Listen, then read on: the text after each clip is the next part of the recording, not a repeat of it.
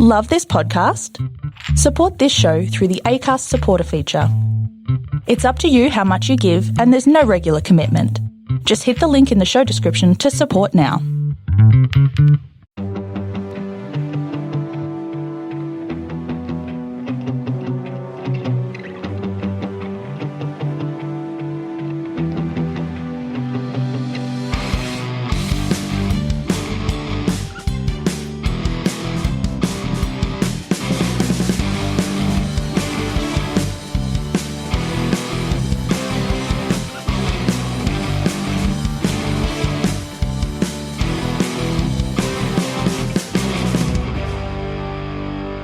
Hi everyone, and welcome to the Cognitive Recalibration podcast. As always, I'm your host Shravan. We have Taran here with us. Hello.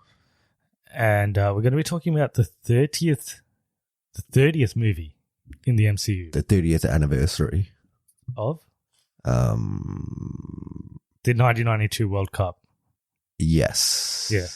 Yes, which Pakistan won, and then Pakistan. What else happened in 1992? Oh, Is that 30 years ago? Yeah, it is. 1992. I'll think of it. I'll look it up. What happened in 1992? Black Panther, Wakanda Forever has just come out. I've just watched it this morning. You watched it last night. Let's get into it. So basically, as we do all of these episodes, I'll do a bit of background. We'll do a bit of comic book origins. We've actually never done a comic book origins for Black Panther because we didn't actually review the first one. We started this podcast after the first one had already come out. So we'll do a bit of that, and then we'll jump into our thoughts spoiler-free. So the 30th anniversary of the Somalian Civil War. Oh, yeah. That's what we're talking about today, yeah? Yeah. Yeah. I mean, it's sort of Somalia is in Africa, right? So, Yeah. Wakanda. All right. Yeah. Let's go through the origins of the Somalian Civil War. It's going to be a real bad podcast. And we'll do spoilers later. So we'll clearly indicate when we're doing spoilers, and we'll jump to spoilers at that point in time. So let's go through the background. So this is directed by Ryan Coogler, who also directed the first Black Panther. Did he do any movies in between this and the two Black Panthers? I don't think so. I think it was just... Between the Black Panthers? Yeah. I don't know. He did do Creed. Creed between that? I think he did Creed before that, didn't he? And he didn't direct Creed 2, I'm pretty sure. Anyway, he's back directing this one. We've got a returning cast. Obviously, Chadwick Boseman, who was Black Panther in the first movie, tragically passed away. And this movie was dealt a pretty bad hand in general. So obviously the lead actor passing away in real life, and then they had to deal with COVID in between filming as well. So there was a lot that didn't go well for this movie, production-wise. We'll get into our thoughts on how things came out in a second. Music is by Ludwig Göransson, who also did the first Black Panther. And box office-wise, in terms of initial estimates, it's expected to do between 170 and 180 million in the US domestic box office on the weekend, which would put it second to Doctor Strange in the Multiverse of Madness in terms of the highest openings for this year. But it's still early estimates. So it's likely that it might actually become the highest opening for this year out of any movie. Runtime is 161 minutes, and we'll get into our thoughts on that as well. So it's actually the second longest MCU movie after Endgame. After Endgame. Yeah. So before it was Eternals, but this is slightly longer than Eternals. So it's a longer movie. Comic book origins. So there's actually two characters that are... Black Panther, obviously, is in this, but Namor is also in this. That's not a spoiler. I think they've already sort of announced that. So He's in the trailer. He's in the trailer, yeah. So we'll get into our thoughts on, or I'll go into a bit of background on both of those. So when do you think Black Panther, firstly, was introduced in the comics? The 1960s. That's my guess for every character, because that's when most of them were created. Yeah, so 1966, he was actually introduced in a Fantastic Four comic book. Yeah, I've actually read that comic before. Well, not read it, but I've seen what happens in it. Yes. It's not good. Yeah. Oh, it's not good? No. Yeah. Is he kind of like a bad guy in that issue? He is. Yeah. So issue number 52 of Fantastic Four, he's created by Stan Lee and Jack Kirby. Most things in the 60s from Marvel are created by those two. team affiliations, as we know, he's part of the Avengers. He's actually in some adventures he does have with Fantastic Four as well. And then the Ultimates, the Mighty Avengers, and the New Avengers are some of the other teams he's affiliated with. He's got partnerships with Storm, X-Men Storm, not like the thunderstorm that we're about to have outside, and Shuri, who's his sister. Abilities in the comics, so it's pretty similar to what they depicted in the movie. So power to draw upon the knowledge, strength, and every experience of every previous Black Panther, which I think he sort of has.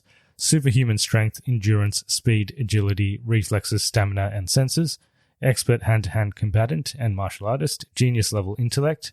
Highly proficient tactician, strategist, and inventor. And utilizes vibranium suit and equipment. Spoilers for the first Black Panther, but basically they open up Wakanda to the world at the end of the first Black Panther in terms of like people know it's more advanced than it appears to be, because I think people used to think it was like some third world country, but it's actually more advanced than basically the rest of the world. And what T'Challa did at the end of the first Black Panther is he kind of announced to the world that they're going to open up. Said, I'm the Black Panther. Yes, I am Black Panther. And I'm going to kill you all. Well, he does say something along those lines in Civil War, doesn't he? It's like, not all. He said he's just going to kill the guy who killed his dad. Yeah, he's going to kill everyone. Yeah, anyway. And he does. Does he? Am I remembering the movie right? So Namor, when do you think he debuted in comics? It's before Black Panther. I don't know how much before, but it's before. So it was around the same time that Aquaman was done. We'd have to go back to our Aquaman episode when we talked about that, but I'm pretty sure this is probably before. So this is actually Marvel Comics issue number 1.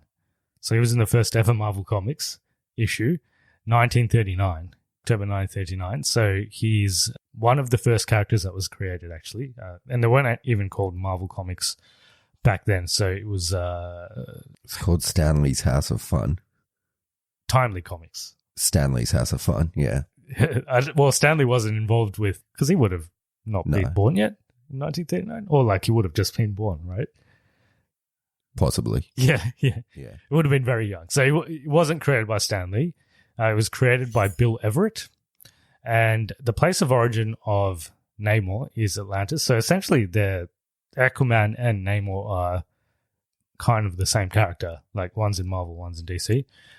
And the powers that he has, so superhuman strength, speed, durability, agility, senses, and reflexes, marine life empathy, telepathy, and control, flight via wings on his ankles, which they do have in this movie, aquatic adaptation, electric shock, hydrokinesis, echolocation, longevity, and he's also fireproof, which is I don't think it's accurate in this movie.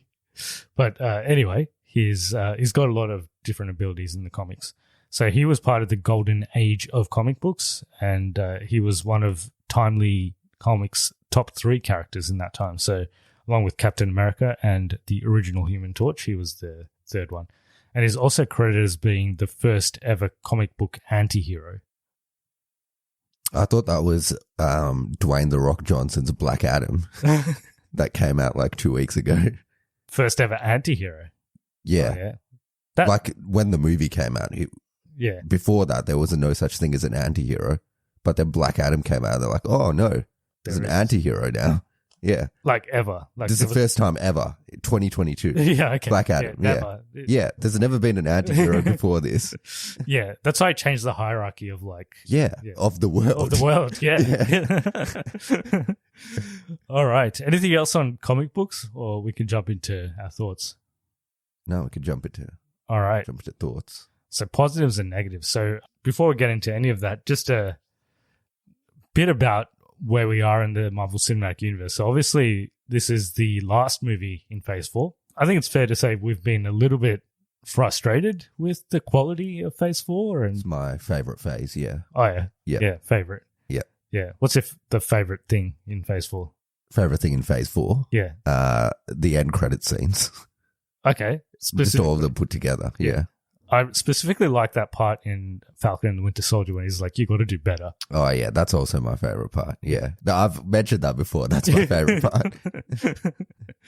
But yeah, like excitement levels were surprisingly pretty low for me. Like I wasn't that excited for this. I was like, yeah. Because you hate black people.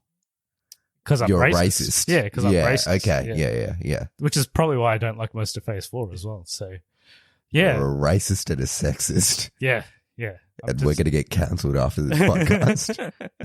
All of that. So that's why I wasn't that excited for this movie. But And also the fact that they were also dealt a pretty bad hand in terms of everything that happened pre-production.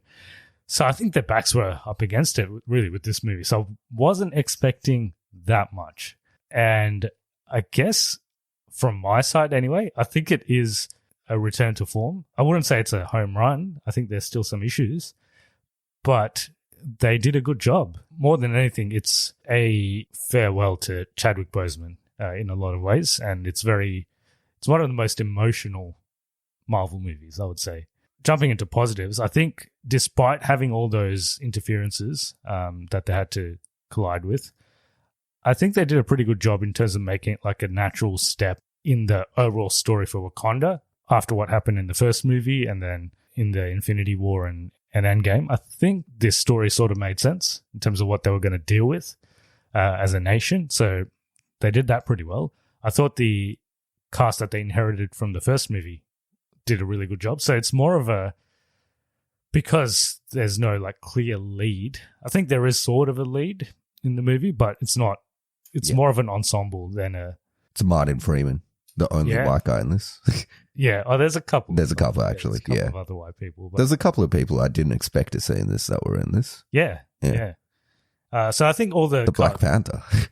Yeah, I didn't expect. Yeah. Well, we'll get into that. So obviously the mystery around this whole movie is who's the next Black Panther. Yeah. But it's not really a mystery when you watch the movie, though. Yeah, it's not. It's not really at all. You kind of know it. Yeah. From the character that they have the most screen time on. It would have been weird if it would have been anyone else. Yeah. It wouldn't have made any sense. Yeah. And like the way they did it, it kind of that it is what it is. Like there was really no other option the way they did it. So it had to be the person that it ended up being, which we'll get into in spoilers. So I thought all of the cast that came back, particularly Angela Bassett, who's the Queen, T'Challa's mother. I always remember her in the Endgame credits. She was in it for some reason. Endgame credits. Oh yeah, she was credited. Do you know how they did that end credits where they have the picture of everyone and then the name? Yeah. She was in it. She was in it. Was she even in that movie? I don't know, but she was in the Endgame credits. Yeah, but she did a good job in this one, and Letitia Wright did a pretty good job as well as Shuri. Basically, everyone did a good job. I think my highlight was I don't know his name, but Namor. Yes. So getting into the new cast, I think I'll get you his name. I also don't know how to pronounce it properly, but the new cast is particularly, so they're not Atlanteans. They're not referred to as Atlanteans. Well, they're not, but they are. But they refer to as the capital city of Atlantis, which I can't remember the name.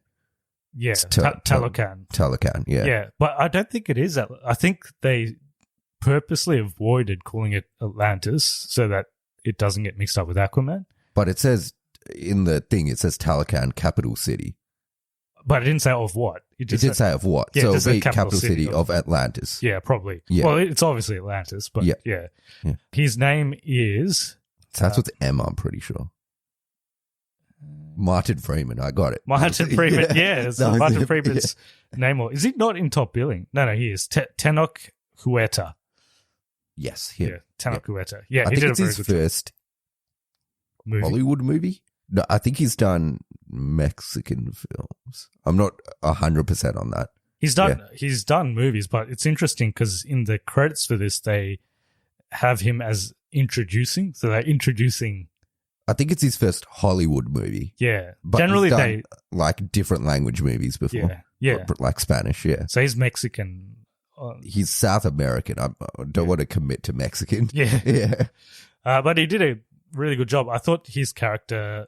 I thought that was actually the most interesting part of the movie for me. Same. I thought it was the best part as well. Yeah. He did a really good job. And he's an actual anti-hero.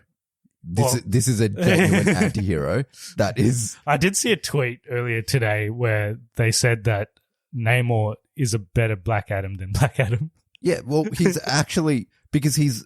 I would say... I don't think it's a spoiler in saying he's one of the villains in this movie. But he's... This is what an anti-hero is. Black Adam is just a hero in the Black Adam movie. That does he's not bad an things. anti-hero. But this is an anti-hero. Yeah. Like, even Killmonger was an anti-hero up till a certain point in Black Panther. But then he just starts killing people and then he becomes a villain. But yeah, this is... Namor is the first genuinely good anti-hero I think that they've ever done. I'm trying to think of... Because normally they do a good anti-hero and then he just starts killing people. Yeah. And then you're like, okay, he's a villain now. Have there been other anti-heroes in the MCU? Apart from Killmonger? Killmonger would probably be the only one. I think Killmonger is the only one. I'm trying to think of other ones, but I don't think there is. Killmonger. Maybe Baron Mordo? No, Baron Zemo. Zemo. Yeah. Potentially. Probably Mordo is from Doctor Strange as well. Yeah. Yeah. But no, this is definitely the best version of the anti-hero that they've done. This shouldn't be a positive, to be honest, but based on what we've experienced in Phase 4, it is, and it's that it takes itself seriously. But it does have jokes. It does, but it has them when it makes sense. And it's not like it's filled with jokes. They have moments of levity. They're not like, you're not laughing out loud. Yeah. They're moments of levity. I think they did a good job. Similar to the vibe of the first Black Panther as well. I don't think that was super heavy on jokes. No. I think it keeps that kind of vibe throughout. Yeah. Well, I think they just respected the story they were trying to tell, and when they had an opportunity for moments of levity, they used it. But it wasn't like a joke overload, or it wasn't an action overload either. And it did take itself too seriously as well, because there is some parts that are like... The thing you got to ride with superhero movies, if you take it too seriously, you end up becoming Batman v Superman, which takes itself too seriously but has stupid things in it. But if you take it too funny, then you end up Thor: Love and Thunder. Yes. So you got to be somewhere in the middle. Balance it. Well, I think they did a good job with this one. Yeah, it's not action heavy either. Like, there's action in it. Once again, probably similar to the first Black Panther. It's there's a lot of political tension in general as a result of what happened at the end of the previous Black Panther. They sort of deal with that well. Like, that's sort of one of the underlying story threads. So they did a pretty good job with that. Was there any other positives that I haven't yet mentioned? They do a pretty good send-off for Chadwick Boseman. I think like the first half an hour, it's not really a spoiler, but the first part of the movie is pretty much dedicated to that. I would say the first, 15, 20 minutes, and then also the last sort of 15, 20 minutes sequence of the movie. Yeah, they definitely did a very good job. I watched it at a 10 a.m. show, so it was pretty empty, but I have a feeling even with the packed theater, it's going to be a pretty quiet screen. This is not like a so I watched it in a packed theater. Yeah. There was some guy sitting next to me, a particular ethnicity, you could tell from the way he talked. But like anytime something would happen, he would just say what's happening in like a loud, like just say what's like Nakia shows up on the screen. It's like, oh yeah, that's Black Panther's ex. And he would like say it really loudly, like not trying to whisper it or anything. Okay. And every time something happened, he would say that. Why? Was he trying to explain to someone, or was he just like... He was just saying it. It was, Okay. Yeah. Interesting. When you say particular ethnicity, now I'm interested. But anyway, you can tell me offline. Yeah. We've already established I'm racist, so... You are racist, yeah. So, negative... He seemed like a nice guy, but also I didn't want to be sitting next to him during this movie. Yeah. Well, what I was getting at is I think it's going to be pretty quiet, especially certain moments. So there was like 5 or 6 times everyone laughed, like in the theater. But other than that, it was pretty quiet throughout. Someone actually described this as like, they said they wouldn't watch this too many times because it felt like you were going to a funeral, which it kind of does in some parts of the movie. I think the reason I wouldn't watch this too many times is it's really long. So, getting into negatives, it's 161 minutes, and there are story threads in this that definitely didn't need to be there. And that's what brings us down. Like, I thought it's a good movie, but it's not a great movie just because they're setting up stuff for other movies, which they didn't have to do it, or not just movies, like shows and stuff as well, which they didn't have to do in this movie. It just wasn't. You're talking about Ironheart. That, as well as Martin Freeman. I don't think he needed to be in this movie. Yeah. Yeah. Yeah. I think Ironheart. I think it was a long. Ironheart's kind of part of the plot. Yeah. She is, but also they could have done it another way. Yeah. They obviously did it so that they could introduce. I don't think you dislike the Martin Freeman part. I think you dislike the Madam Hydra part. We'll get into it in spoilers, but I don't think he actually does anything in this movie. I don't think he actually does anything to the plot.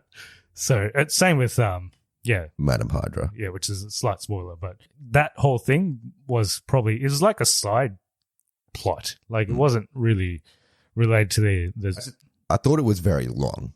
Yeah. And some of the main story beats don't hit until very late in the movie. And then it somewhat felt rushed at the end. Yeah, still felt rushed. I thought the third act was not that great. It's just there's certain motivations and then they quickly get overturned. Yeah. Whereas, like, for most of the movie, like, it felt like there wasn't much happening for some parts. When there is emotional scenes, emotional moments, they do let it sink in. Like, they spend time. But there's other scenes where maybe they could have been paced a bit better as well. So I think that's one of the detractors from the movie. And definitely I thought there was some unnecessary story threads that probably didn't have to be there. Another thing I would say is the action sequences. I don't think Ryan Coogler is like the most amazing action director. So even the boxing, yes, straight up boxing. So even the first Black Panther, like people don't really remember it for the action sequences. Like there's that one sequence in South Korea or whatever, which is okay, but it's all in the dark. This one, I think there was scope to do some really cool action, especially with Namor. I think Namor does some cool stuff, but yeah. That's about it. Namor does some cool stuff, but everyone else is kind of... Yeah. And there was some characters that looked very bad. In the action? Yeah, like in the third act. Yeah. I think the third act, just the way they structured it, like it was just a weird way to have like a final battle. It was like in two places. And one was definitely had more of the emotion, which was actually the smaller fight. And then there was a bigger fight, which kind of like was just there. Like I didn't really think it was that great. And I think they could have maybe explored Namor a bit more because they do spend time with him, but then they do rush stuff towards the end as well, a little bit in terms of his motivations. And same with the Black Panther, I think. They're like, they do a lot with it, but then the motivations are rushed for both of them at the end. Yeah. They both come to a realization at the end, but it didn't feel very earned. It just felt quick. Yeah. Yes. I did like the parallels between the Atlanteans and Wakandans. Yeah. We'll get into it in spoilers, but there's a lot of similarities in terms of both civilizations. But I give it a cognitive recalibration. I think it's good. I think it's probably the best one of at least top 3 Phase 4, maybe top 2 Phase 4. Yeah, it's like Shang-Chi, this and No Way Home, probably. Yeah, I think it's probably better than No Way Home. Just because I think No Way Home was a lot of hype, wasn't it? Yeah. There's this guy on TikTok called Soups. Have you heard of that guy? Yeah. Yeah, so he like loved No Way Home. It was like his favorite movie of all time. And then he said he didn't like this. Okay. And then there's a lot of people on TikTok attacking, well, like what you want. If you like this and you don't like the other ones, whatever. But lots of people attack him on TikTok because they're like, you only like movies with hype. Well, with cameos. Cameos. Yeah, he lives for the cameos and the hype, which I agree with. He like gets hyped about like this character's going to be in this, and he's not super big on the story. Yeah, like, he doesn't really care what the story is going to be. So if you're going to be a character, someone that gets hyped on the cameos, it's probably not for you. No, but if you like an actual good story and a well constructed plot and a coherently told film, then this is probably a better movie. Yeah, Shang-Chi's probably the only one that was pretty well done, I thought, in terms of just filmmaking process. So I think yeah, this is a good movie. I still wouldn't put it up there with the first Black Panther or any of the other top. Do you think it's better than Black Adam? Yeah, I think it's better. I need you to say that. I'm not that. I like Black Adam, but Black Adam is just a fun movie. This has a bit more weight to it. It's got a bit of gravity and emotion, and I don't even think Black Adam was fun, honestly. So no, this is. Would you say it's the best superhero movie this year? No, the Batman's better. Still think Batman's better? Yeah, the Batman's. I don't think I'd watch either of them just because both of them are so long. I don't think I'll watch either of them. I might watch the Batman again. Yeah, but I'll skip through some parts. I don't think I would watch all the Namor shit in this again. Yeah, there are some parts that are probably on second viewing wouldn't be as intriguing. Yeah. I was a bit disappointed with the Riri Williams stuff. I don't think she was bad, but I just thought there could have been better stuff. Well, anyway, we'll get into spoilers then. Yeah. It's a couple of things to discuss. So if you haven't seen Black Panther Wakanda Forever, we recommend it. Go watch it. It's a good movie. I think it's a good movie. It's worth watching, especially if you like the first Black Panther. I think you'll probably like this one. So go watch it. Come back to this point in the episode and listen to our spoilers.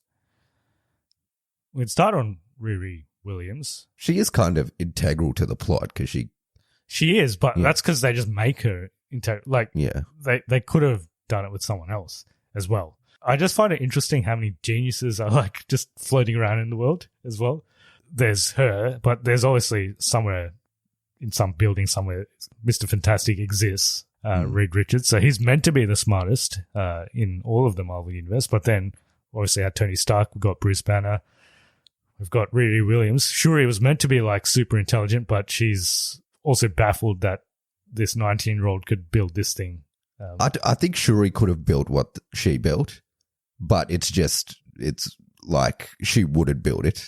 Yeah. Yeah. Well, she wouldn't need to because they have access to it. access to it. Yeah. But like, I think Riri Williams isn't like Tony Stark level genius because Tony Stark built his Iron Man suit in a cave by himself. Riri Williams took 10 years to build that suit and it looked kind of shit, honestly. She's obviously inspired by Iron Man, right? But they never actually mentioned, like, is it just meant to be implied because she basically makes an Iron Man suit? I was disappointed that they didn't have a suit up scene at any point as well. She just appears in the suit. In the suit. Yeah. The suit at the end looks really CGI heavy. It doesn't look that good. The suit at the start looked better, I think. The one that's like the makeshift one that she built. It's not really a suit because, she doesn't have like a helmet. It's like a mech kind of, yeah. I thought that one looked better than the one at the end. It just looked really CGI. No, I just thought it was a very unusual way to introduce her character. There's this, child genius that exists who's somehow created this tech for the CIA, and the Wakandans track her down before the US officials do. No. So her professor was asked by the CIA. So the CIA knew she exists. Yeah. The CIA basically don't ask her directly, but ask her professor to get her to make this because the professor says, I don't think you can make this, knowing that she can. And then she makes it, and then the CIA take it. Okay, but why do they come? Because they don't want Wakanda to take her. Okay, yeah. Because they want to use her for their own gain. So, the overall story is, what gets the plot going is that there's this vibranium detector that the CIA has, and they find some vibranium in the ocean, of all places, and it happens to be where the Atlanteans are. And then the Atlanteans, I will say the introduction scenes are pretty good in this. So, firstly, the introduction scene of the Dora Milaje, when they're like, she's at the UN and the French officials like, you've got these weapons of mass destruction and stuff, and then they find out that was it the French that invaded them? The French tried to steal it. Yeah. So that scene was pretty good because they open up the door and then the Dora Milaje turn up and they're just like waste them. That was good. But then also the introduction of the Atlanteans, where they come out of the water. They sing this like tune, and it like puts people into a trance or something, makes them jump into water, which is pretty cool. And it's like this, like it's almost like this soothing tune, which is weird, but it's because it's making people like commit suicide essentially. I thought that was really good. And then Namor, you don't actually see Namor when he's first introduced, but you can tell that he's obviously super powerful because he brings down a helicopter. Single-handedly, yeah. So what happens from there is they find out that someone has this detector. They need to find a scientist. It's funny how they just refer to as a scientist the whole time. And it turns out to be Riri Williams. So he goes and he gets into Wakanda firstly. Obviously they have some security gaps because you can just get in through the water. Yeah, but they didn't expect that someone could go that deep into the ocean and then come up. Yeah.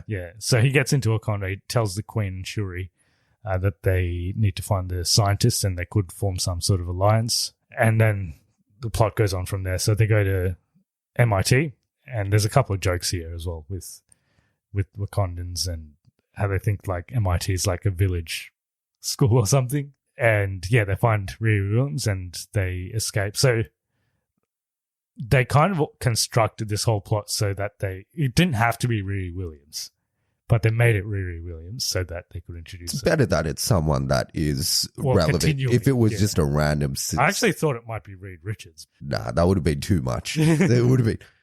if it was just some random scientist, if it was, I don't know, the guy from Homecoming, one of the teachers in Homecoming or some shit, yeah. then it would have been worse. Yeah. It was good that it was Riri Williams. I just thought her Ironheart stuff wasn't that good. No. Like the suit mainly. Yeah, well, so up to that point when you get introduced to her, she has some scenes and then I thought she was quite good though. Just, sorry, I'm dying. You were dying about a week ago, right? Yeah. So you came back from the dead again. Just recovering still. She's good in her role. It's just the movie isn't centered around her, so you don't get too much of a backstory about her. Yeah, and she kind of she's just a plot device at one stage, so she pretty much goes missing. And the Queen sacrifices herself to save her. And I think apparently the Ironheart series is a direct sequel to this. Yeah. So probably the repercussions of that will be discussed Explored. in that. Yeah. I did find it interesting. So when Shuri goes to, what is it, Talocan, why does Namor just give her the bracelet? I feel like that was too easy. Like, why would he give it to her? This is a bracelet from his mum. So why is he giving it to Shuri, who he's just met? Not sure. Which ends up being a very important thing that he's given her, because that enables her to recreate the Black Panther flower. He really wants to like work with the Wakandans, doesn't he? So he's like, is he trying his best to like give them the royal treatment? Just yeah. It seemed a bit too soon for that, but I did like that whole sequence where he shows it around. I thought Atlantis was going to look shit for a second because it's just like, oh, this is just a bunch of rocks. Yeah. And then they go to the actual city. I'm like, okay, that looks good. Looks pretty good. Yeah, I'm like, Ryan Coogler knows how to make a secret city. Yeah. And one thing we didn't mention was the CGI in the most recent Marvel stuff has been pretty bad. I thought CGI is really good in this for pretty most good, part, except for the Ironheart and then one other character at the end. Yes, I think is it the Midnight? The Midnight Suns or whatever. No, it's not the Midnight Suns. Midnight something. Yeah, Angels. Is it? Yeah, I think so. Yeah. They didn't look too great. The thing I liked about the Atlantis city, it looks like a city in South America, and the Wakandan city looks like a city in Africa. Like it. Yeah, they both look good. Yeah. And I also like that Atlantis, they didn't make it bright. This is a city like in the depths of the ocean. So they made it darker. Like it looks like they're living in the depths of the ocean. Yeah, that's right. Yeah, whereas in like Aquaman, it's like this like bright, vibrant city. They have an artificial sun, which is cool. Yeah, made out of vibranium. Yeah. So we haven't mentioned this, but basically vibranium isn't only found in Wakanda, so it's in the ocean as well. And it turns out that, so like Wakanda became a powerful civilization because of vibranium, and the Atlanteans became basically what they are because of the vibranium as well. They've just been eating it, essentially. Or drinking it, yeah. And they turn blue. which is So when they're out of the water, they're blue. When they're in the water, they're normal color, except for Namor. Namor's always same color all the time always because he's the first born Atlantean. So he's like super old. Yeah, I think they mentioned that he's like hundreds of years old. 1570 was when he was born. So whatever that is. Yeah, so like 500 years old almost. Yeah. Yeah, and I did find it interesting that the Atlanteans bear a striking resemblance to another movie that we're going to be watching. So I talked to a friend after I watched the movie and we're like, this might just be the same story as Avatar 2. Like, this might just be the same thing. Yeah. And James Cameron might watch this and be like, shit, I made the same movie, but I took 10 years to make it. Yeah. So they definitely look a lot like the avatars from James Cameron's. And in the second one, it's Way of the Water. It's a water tribe. It's in the water. So there's definitely a lot I can see it being exactly the same movie. Like pretty much, not like exactly the same, but it'll be the water tribe up against the city tribe. I don't see there being any more depth than that as well. It would just be that. Yeah. Yeah, I think so. Yeah. And then the humans will be the Americans. Pretty much. That's about a month away, so we'll see what happens in that movie. Yeah, everything around Atlantis, Namor, was really well done. His backstory, despite it being basically like an exposition sequence, was actually really good. I liked it. They did a good job with that. And to wear what he wears and pull it off, it's quite difficult. He's obviously pretty fit. He's very, very ripped. Yeah. But not a lot of people can just wear those tight shorts. Yes, and look and pull it off. Good. Yeah. And the wings could have been stupid, but they're not. Yeah. They did it well. Yeah. And I think there is one scene where I think it's M'Baku says he's as strong as the Hulk or something. So the screenwriter, not Ryan Coogler, the other guy, don't know his name, he said that in the water, he's as strong as the Hulk. Out of the water, he's as strong as Thor. Okay, so they're already establishing that Thor is weaker than Hulk in that case. Yeah. The Hulk is the strongest. They're pretty close. We haven't seen Hulk go full Hulk in a while. Yeah. Well, when they fight each other in Thor Ragnarok, he was a full Hulk there. Yeah. I think. Thor could have. Well, he would have beat him in that. I think it's pretty close. But obviously, this guy is pretty strong, and they refer to him as I think his name. His Atlantean name is like God of Serpent or something. Yeah, something like that. Yeah. So maybe he is a god in a way. So I think in the water he would pretty much be undefeatable. Yeah. And this is also the second reference to mutant. So he directly says that he's a mutant. He is, because none of the Atlanteans are as strong as him or can breathe outside water. Yeah, that's right. Yeah, so he's the second official mutant so far in the universe, Ms. Marvel being the first. And possibly Scarlet Witch is a mutant. She was, they did confirm that. Yeah, I don't think they explicitly said that I think they did in WandaVision. Yeah. I don't know if they used the word mutant. I don't think they used the word, but I think they did say that she's born with some ability. So, but Scarlet Witch is dead. So, well. Yeah. Well, we haven't said the most obvious spoiler, which is Shuri is Black Panther. Yeah, which is, once you start watching the movie, it's very obvious because no character gets as much screen time as her. Yeah. So she gets the most screen time, and her whole family's now dead. So, every movie that features a Wakandan, her whole family. You watch the end credits and you watch the mid credits. We'll get to that. Yeah. But Civil War, her dad dies. And then Infinity War, technically, T'Challa dies, but then he's back in Endgame, but then he actually dies after that. And then her mum dies in this. So she's basically the last one left. But, like a lot of the story. Also, similar storyline to Civil War. I just realized Civil War, Black Panther hunts down, what's his name, to kill him because he kills his dad. Bucky. Well, he thinks it's Bucky, but it's actually Zemo. Yeah. But then he doesn't kill him in the end. And in this, Namor kills her mum, and then she wants to kill him, but then she doesn't kill him in the end. Yeah, it looked like she was going to kill him, actually. I thought that was quick. Because that whole thing, I looked at the time. So from Angela Bassett dies about 40 minutes before the end of the film, and she becomes Black Panther at that point as well, after that. And then she sees a special cameo. You see Michael B. Jordan. She goes into the, what's called the ancestral plane. Yeah. And she sees Michael B. Jordan. And he's like, yeah, get your revenge and shit. And then later you see she wants to get the revenge. But it changes very quick. But it's only like 20 minutes of screen time for when she goes from, I want to kill this guy to, I'm not going to kill him. And it happens very quickly. Well, it happens in a moment. Yes. The moment she's about like, to kill him, she changes her mind. But there was like 2 hours of the movie beforehand where it's not really Clear. addressed. Yeah. Well, it's not a problem for 2 hours. Yeah. It's only in the last 40 minutes. Yeah. And then she changes in 20 minutes. Yes. Yeah. Yes. And the reason she sees, what's Michael B. Jordan's? Well, Killmonger. She sees him is because she takes the Black Panther serum or whatever it is to Revenge. Yeah, basically for revenge rather than for actual noble reasons. So that's why she sees him and she doesn't see any of her other family who are technically meant to be there. So I think that made sense. And the cameo was pretty good. So there is a cameo in this. So that's one cameo. Yeah. Yeah. But yeah, I thought the last 40 minutes was definitely rushed, and it was just action, but the action wasn't like that great.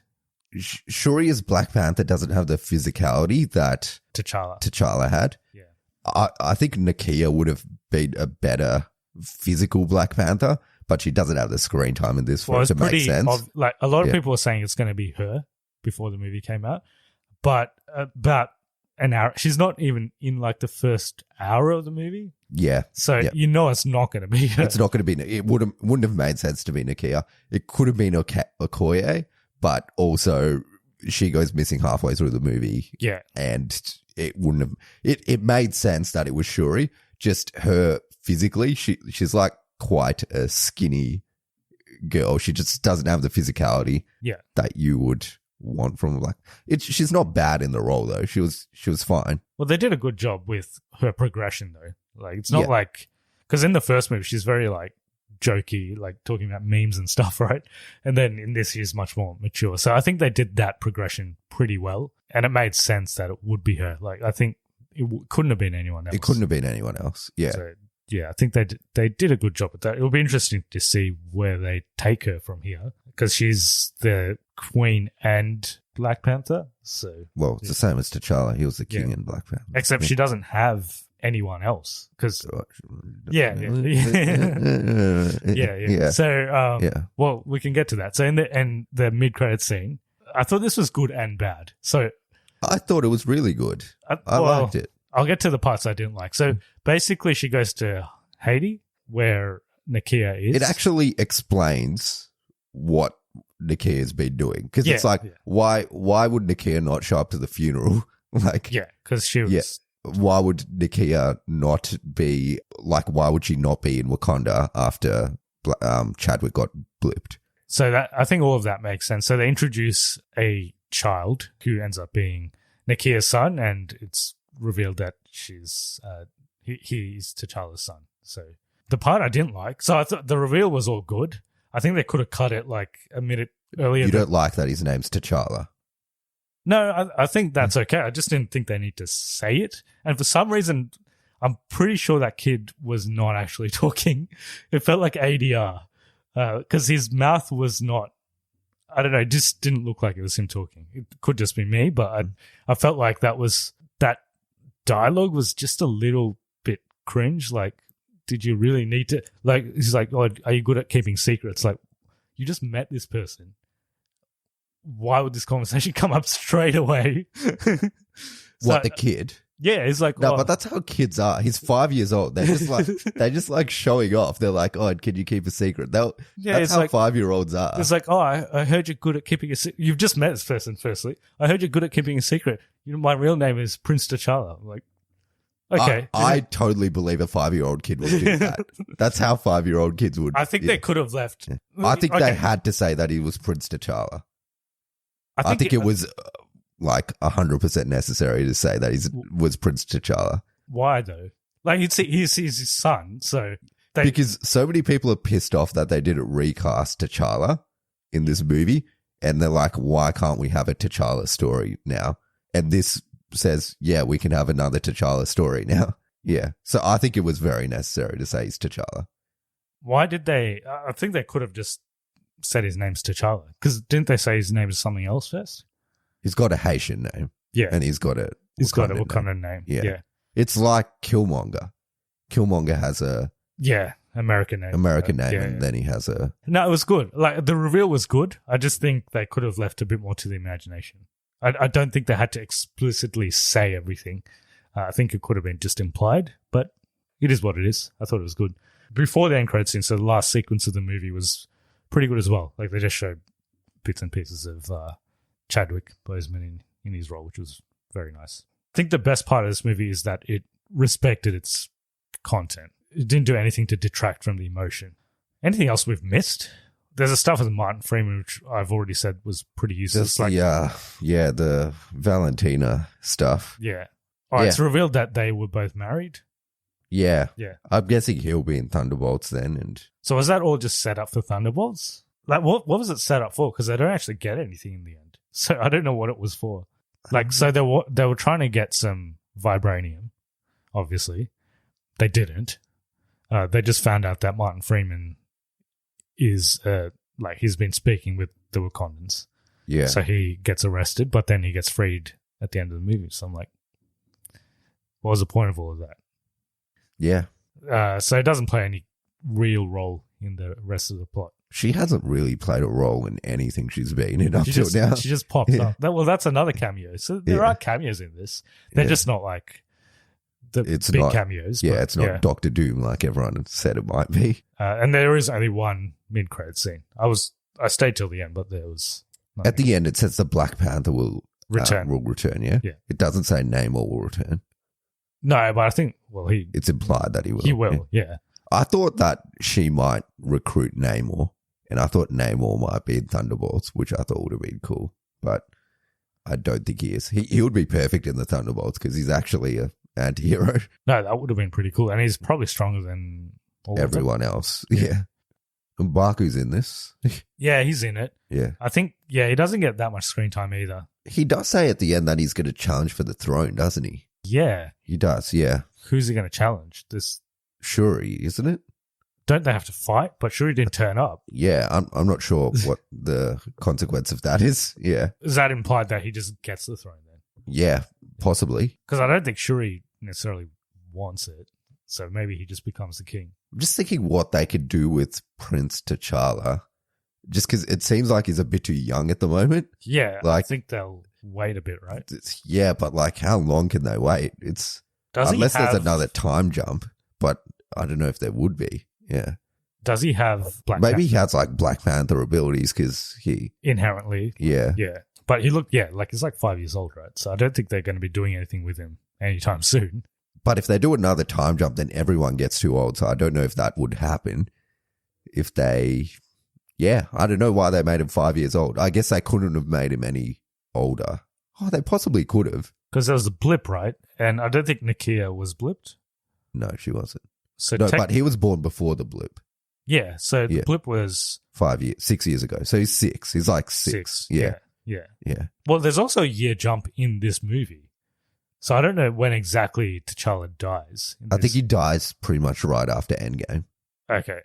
Coming up next, we actually did go through this in our She-Hulk episode, so I won't reiterate many things, but Ironheart is next year, end of next year. As I said, this is the end of Phase 4, so the next movie is Ant-Man and the Wasp: Quantumania. Yes, I saw the trailer for that. There's 3 Marvel movies next year, so there's that, Guardians of the Galaxy Volume 3, and the Marvels. Well, I'm glad at least they finished Phase 4 with a good movie. I would say it's still not amazing, and it's not something I'm going to revisit over and over again, but it's good. So, if people want to get in touch with us about their thoughts on Black Panther, Wakanda Forever, they also only say Wakanda Forever twice in the movie. Oh, really? Yeah, I counted. I was waiting for them to say it, but they only say it twice. She says it at the end. Yes. Yeah. Right at the end? No, she says it at the battle. At the battle part. And then she says it once before that. But they only say it twice in the movie. Yeah. Yeah. Fair enough. Yeah, so how do people get in touch with us? So we're on all platforms at Cognitive Recalibration, or you can email us at cognitiverecalibrationpodcast@gmail.com.